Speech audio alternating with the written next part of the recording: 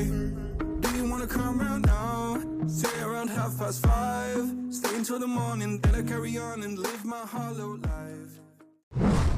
What's going on, YouTube? Welcome back to another video. If you don't already follow the channel, back in 2023, basically the end of 2023, I purchased a 2019 Raptor. I feel like I purchased it when the market started to kind of drop finally, because everybody knows after 2019, things just went skyrocket. Even the Raptors. The prices on Raptors were outrageous. People that bought Raptors beforehand were selling them, making money. Props to you guys for having one before then. So I decided I'd had my last truck for so long that, you know what, it's paid for, whatever I make on it, I'm just going to sell it and put all that money towards the Raptor, and that's exactly what I did. So the first thing I had to figure out was if I wanted to go with the 2017, 2018, or the 2019. 2019 is when they did the most updates. That's when they switched to the electronic valve Fox shocks. And then you also get like the aluminum oil pan, but the 2018, depending on when it was manufactured, comes with the aluminum oil pan. And then they added just some smaller things. I know they changed some things with the gauge cluster. They added the electronic e-brake. But the biggest thing was the Fox live valve shocks. So I pretty much decided after reading so many like reviews that the live valve shocks just rode night and day difference versus the 17 and 18s. So I said, okay, it's got to be a 2019, it's got to be an 802A package. It doesn't have to have the carbon fiber package. It does have the double moonroof. I didn't necessarily have to have that, but now that I have it, I don't not want it. Once I figured out what truck I wanted, then it was time to start the search, and I had to have white. That meant I'm probably going to search out of town. I'm in Iowa. There's a lot of Raptors, but there's not a ton of white ones. And then I wanted that specific 802A, which I believe most Raptors are 802As. And then I wanted to make sure that the mileage was on the lower side, because I keep a vehicle for a long time. I don't want to keep flipping vehicles. My last truck, I had it for like 7.5 years, and I bought it with 18,000 miles. So that basically I was like, you know what? I don't want to be over 70,000 on a used Raptor, because I'm probably going to keep it for a while, unless it ends up being a piece of junk. The first thing I started doing was researching the credit unions to see what kind of interest rate they offered. I know credit unions around here usually are the cheapest. And the bank that I actually banked through was in the 7% range on a 2019 truck. So then I checked another bank that I used to bank through, and I always knew that they basically always had the lowest interest rate, and they'll even match. So I got with them, and I think I got a 6.8% interest rate. Once I got locked in at a 6.8% interest rate, that's when the hunt began. After 2 months of searching for a truck, I called back with the bank. She said she would still give me the 6.8% interest rate, even though they started to go up into the 7.7s. My plan was to take the money I got from my truck. I took $15,000, put it down on the Raptor. I ended up doing a 6-year loan on it, just because it just helps your payment be a little lower. So I got the financing squared away. I already knew, you know, what my payment was gonna be based on what I was gonna put down and how many years I was doing. Bleeding me dry, she wants to devour my soul. Fuck.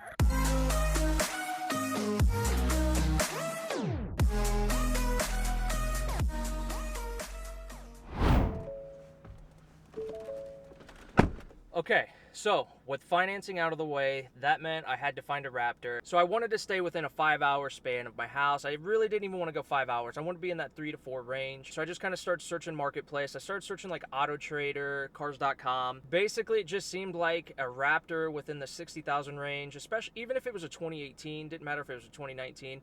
They just wanted about 50,000 for it. This truck in particular, they wanted like 52,000. It might have been actually a little higher than 52,000. It had came down in price, I think, to like 51. I'd kind of hit them up and asked them to do a video of it on a cold start. That way I could try to see if I could like hear any type of cam phaser noise, since the EcoBoost motors are known for that. I got in touch with the sales guy. He sent me a video. It sounded good. That's just me believing that he did an actual cold start. To me, it sounded like it did. I think when I had gotten the video of the cold start, it was in like the 51.5 or 51.9 price range. And you know, this is a 2019 802A package, no carbon fiber. Doesn't have the spray and bed liner, but it's got the double moonroof. It had 59,000 miles. So we kind of went back and forth on price. I think he was down to about 50,000, and I was at that tiptoe phase of like, I want it, but I don't know if I want it for 50. I feel like at 50, it better have the carbon fiber package. I kind of just hesitated. He kept messaging me, so I kind of knew he was eager to sell it. So the following Saturday, this truck was on my mind. I'm like, man, it just needs to be a little cheaper. Like, I gotta just feel like I'm getting a deal.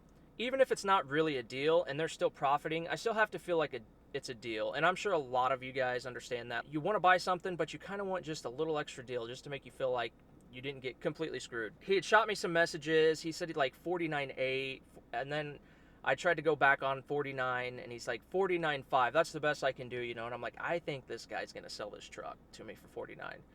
So I kind of waited, and I said, man, let's just make a deal. Let's just do 49, and I'm gonna drive 3.5 hours. He's like, let's do it. I'm like, okay, I'm scrambling because my bank closes at noon, and I think it was like 11 o'clock.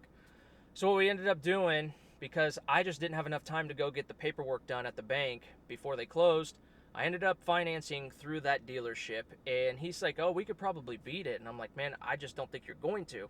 He ends up financing me at 7.7% interest rate, which was actually low because another dealership down south told me that my interest rate through them was like 11%, which is outrageous. So I ended up financing through the dealership on a Saturday just to get the deal done. 7.7% interest rate. Then once I finally got the title and everything, I think I waited like a month. I ended up refinancing through my bank, and she still allowed me to do the 6.8% interest rate. The other thing I noticed though when I was filling out the paperwork doing this, we're about to sign, we're doing like e-file, everything like that, and I looked down at the price, and he had actually still had it at the original price that they had it for that day. He didn't mark it down to the 49. So I was like, hey, what's going on here? And then they try to say, oops, like, oh, for some reason the price didn't change. I feel like it's something shady that they do to get you to sign, and then you're going to have to try to fight that down the road. So anytime you're filling out your paperwork, just make sure that the price is right. So I want to say said and done, it was like $51,000 out the door. And then I ended up buying a warranty for this, and I did the Ford warranty. If you guys watched the previous video, I'd made a video on how to purchase a Ford warranty. So I want to say I spent like $2,300 out of pocket on top of that. So now I'm sitting at like $5,300 on this truck. And then the money that I got from my F-150, I ended up just putting it all down on this, which was $15,000. For this 2019 Raptor with 59,000 miles at the time and the 802A package, I ended up getting it for $49,000. And then I put $15,000 down with a 6-year loan at 6.8% interest rate. My payment right now is $610.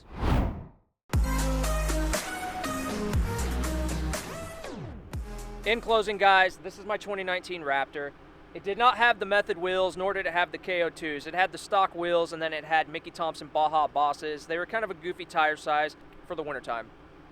So really all this truck had was the Retrax tonneau cover, the Eibach leveling kit.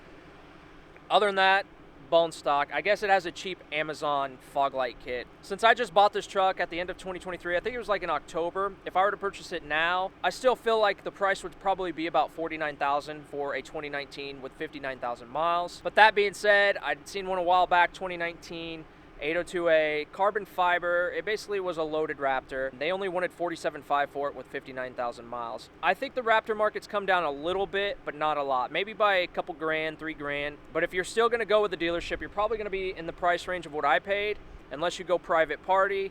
They're still asking a lot private party. They're probably not gonna get it, or if somebody really wants it, they're gonna get it. If you guys have any questions about how much you should spend on a Raptor, drop down the Raptor that you guys are looking at, and I'll let you guys know on the prices, because I searched like a madman trying to find the best deal. Or if you have a Raptor right now and you're thinking about selling it, but you don't know what to ask for it, also drop it down in the comments and we will get back to you. But that's all I got for this video, guys. I hope that clears up a lot on what to expect with the interest rate and the years and maybe a down payment. We will see you on the next one. Peace. You keep smiling so they don't know.